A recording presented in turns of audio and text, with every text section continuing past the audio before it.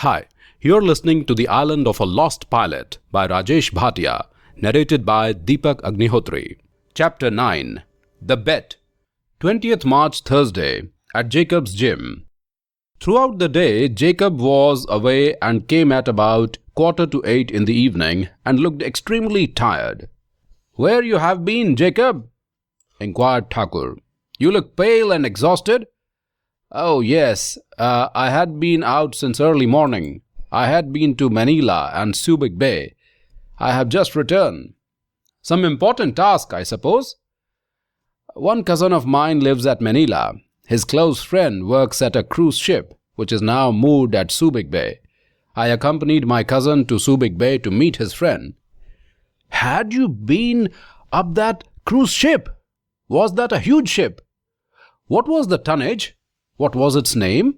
asked Thakur, deeply interested. "Yes, I was up that ship, and the name is Queen Victoria.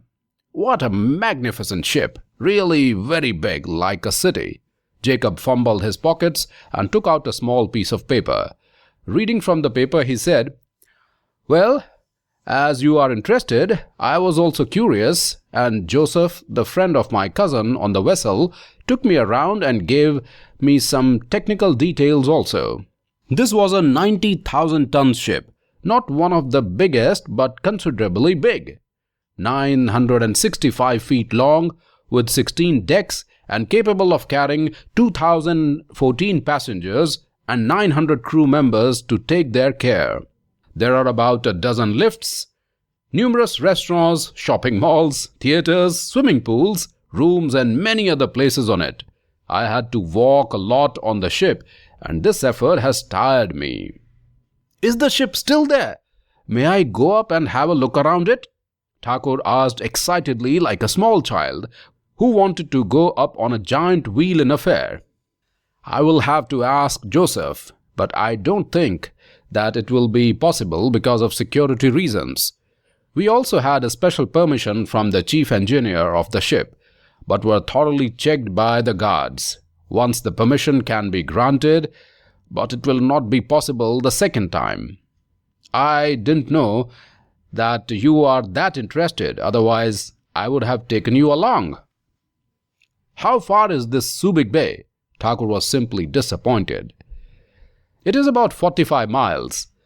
If you want to look it with your eyes, you can go to Subic Bay, hire one boat, and go near to see it. 90 miles to and fro by road is not worthwhile, when we can't go up and see it." "Why can't we go there while we take a round on an aircraft on our training session?" "You will have to ask your instructor and the flight controller. Both are here. Why don't you ask them?" Jacob suggested. "I don't think they will agree to it." Thakur was disappointed. He pondered for a few seconds and muttered, "I will better ask Girish. He is senior to us and will certainly know about the rules." "Girish!" he called aloud and looked around. "Yes, Thakur," Girish answered from a bench. He was busy building his chest muscles, doing a bench press. He placed the rod carrying the weights carefully in the brackets of the machine and sat on the bench. Thakur explained to him about the cruise ship and his intention to go there flying and take its photographs. Girish wiped his brow, scratched his head, and said, "I am not sure. We have not done it. Maybe it is possible in cross-country. You may have to take a special permission." "Hell with the permission. Leave it then." Thakur was disappointed. "I wish I could at least photograph that beauty." Suddenly there was a commotion and a loud applause from one corner. Girish and Thakur looked each other questioningly, shrugged, and rushed towards that place. Two men were busy arm wrestling, seated on stools with their elbows rested on a small table between them. Rohan, Abhinav, and George were already there with about a dozen spectators. "Who are these men?"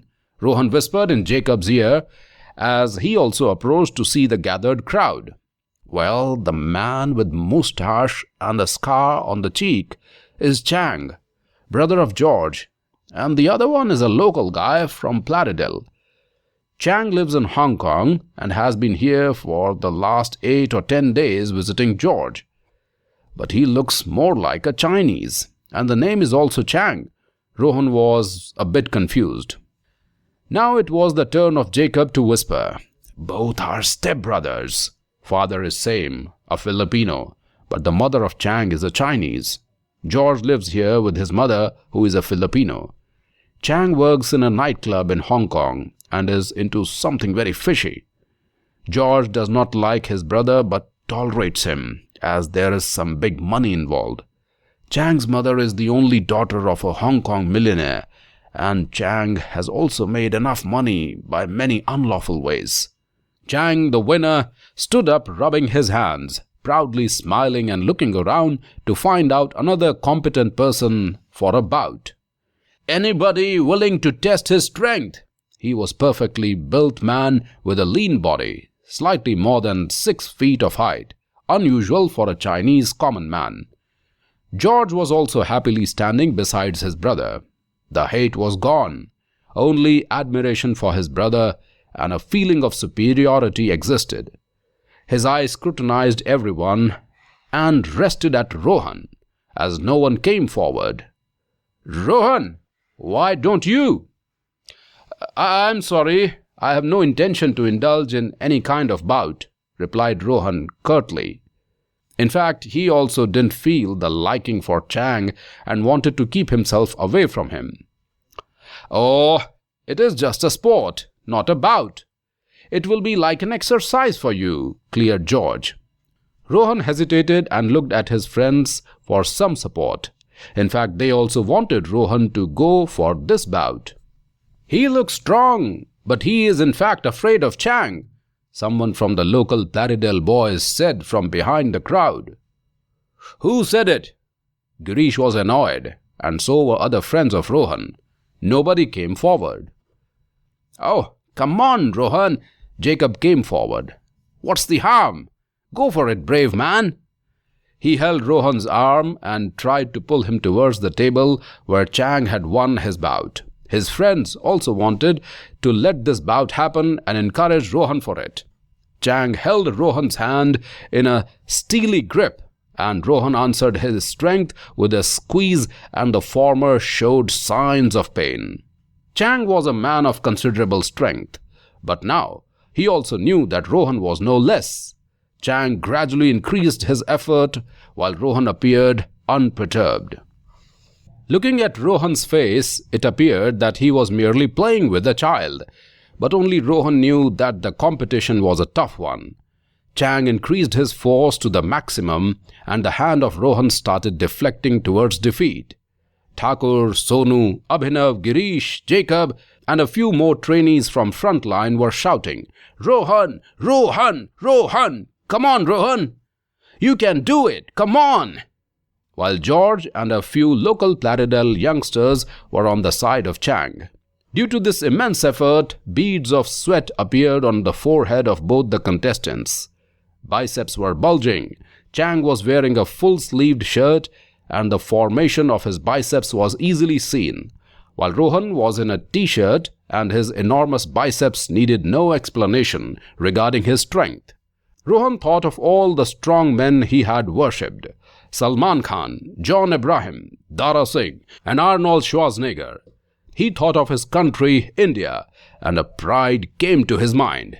He picked up strength from his reserves, thought of lifting a very heavy set of weights he had done before, thought of Sunny Deol bashing a Pakistani spy, and gradually lifted the hand of his opponent, gripping his hand harder and harder. Once started, there was no comeback, and Chang was defeated. It was really a wonderful bout. Rohan had done it for the first time. However, Chang, who was a regular winner and knew the technique, was thus surprised at his defeat. Overwhelmed with joy and emotions, all gave a very good round of applause. Even George and the local villagers also appreciated Rohan. Rohan smiled and thanked them all. Chang sat with his face down, nursing his hand, which was squeezed very hard. He didn't expect this much strength from Rohan. and was sure of his victory. He was never defeated like this in his whole life and didn't like the situation. The applause was hurting him. When the applause continued for some more time, unable to control his frustration, all of a sudden he jumped up from his stool and punched Rohan in his face. Rohan was taken aback with surprise. He was sitting moodily on the stool, two legs of the stool in the air, nodding and shaking hands with his friends. Due to this posture of sitting, the blow unbalanced him and he was thrown on the floor along with the stool. Luckily, all the force of the blow was utilized in the fall and his face was safe and unhurt.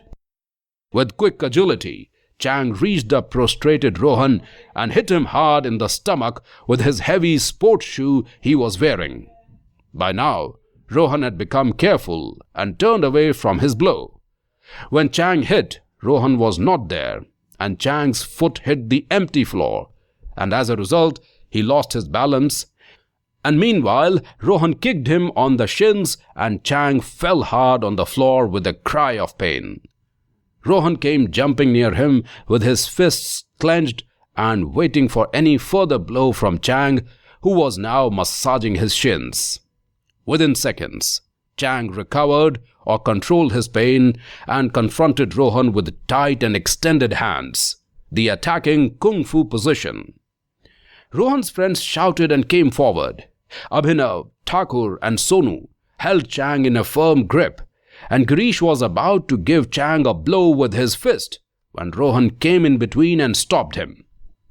"Don't do it, friends. This man is crazy, but we are not. He lost his contest unexpectedly and had reacted." Jacob and George also pleaded, and Chang was set free. "You cowards, catching me alone and trying to hurt me. And you," Chang shouted, faced Rohan and continued, "are afraid of me and pretending to be very brave and generous. What do you want? All this was a sport. To win or to lose is always a 50-50 chance. If I would have lost, I wouldn't have taken it that seriously." Rohan tried to console Chang. To win a simple arm wrestling bout does not show that you are strong or a winner. Let us have a freestyle bout. I challenge you. And if you are a truly bold man, you will not refuse it. There was something in the manner of Chang that Rohan accepted the challenge. Chairs, tables and some light fitness equipments like one dumbbell stand, one twister, a treadmill and some dumbbells were shifted to make a clear space for the bout. All this happened so spontaneously that everyone participated in this shifting without any further yes or no. Rohan and Chang stood facing each other menacingly. Chang was of lean build, taller and an expert in kung fu.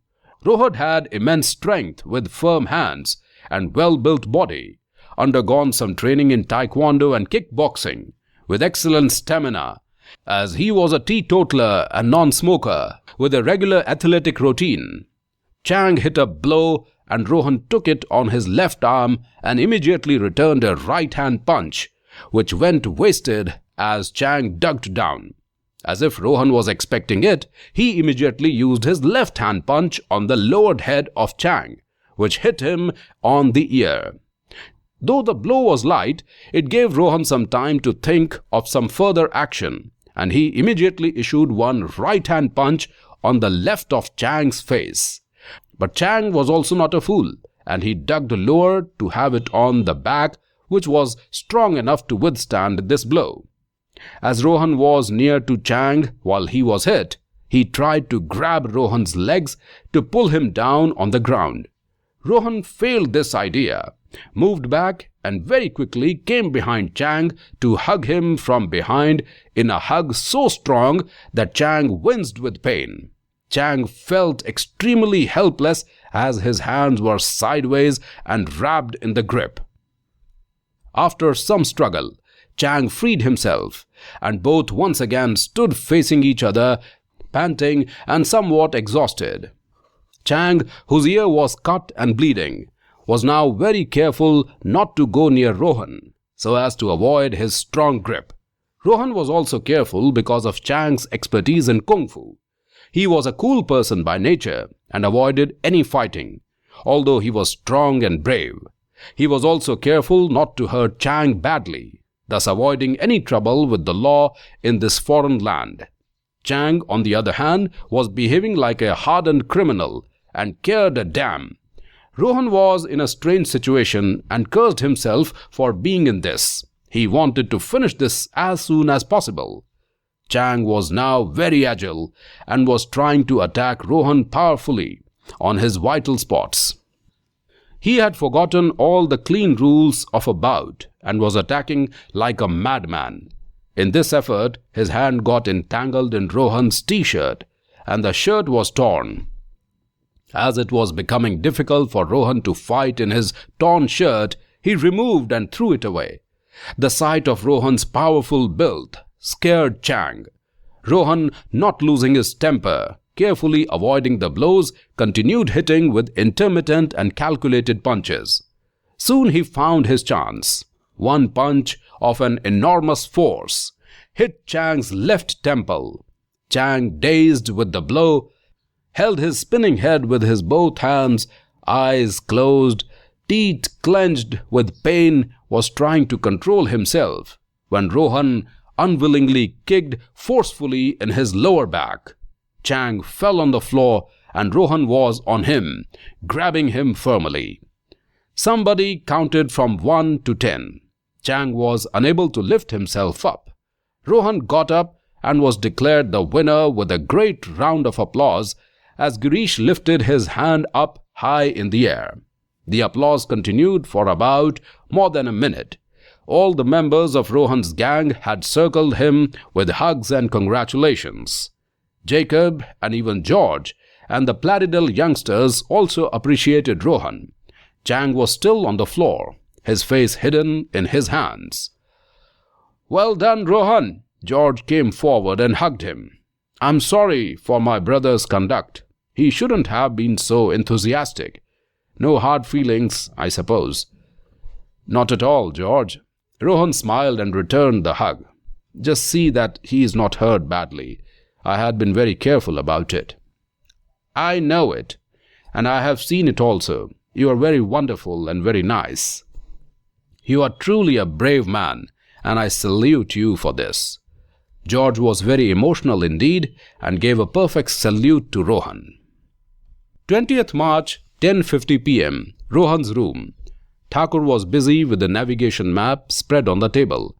The cruise ship was still on his mind. "This is Subic Bay. The ship should be here," he talked to himself. "What cruise ship is bothering you? I have heard some of your conversation with Jacob." Rohan, who was watching him with intent eyes, asked him. "Well, there is Queen Victoria, a cruise ship moored at Subic Bay here." He pointed at a place on the map. "Jacob was on it today. He cannot take us on that ship. I wanted to have its photographs, but it is going to sail tomorrow evening," Thakur said so sadly, as if the cruise ship was going to take all his valuables away. "Let me see." Rohan also located the place and measured from the map. "To and fro, 90 miles approximately," he said, considered for some time, and added, "You take your plane, rush to that place, photograph the ship and come back fast. I'm sure that within 1 hour you will be back." "Yes, it is possible to go there flying, but I don't want to go and ask for any permission. Without permission, I don't have the courage." "What's the need of taking a permission?" Abhinav said.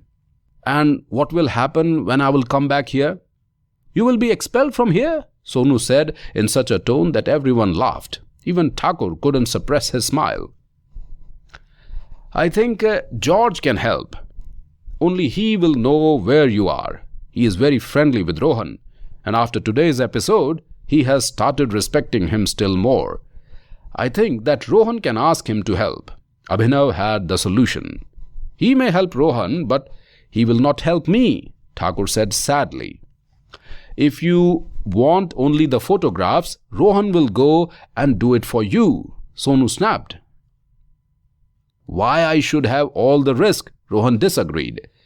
I'm sure only you can do it. Thakur held Rohan's arm. Please.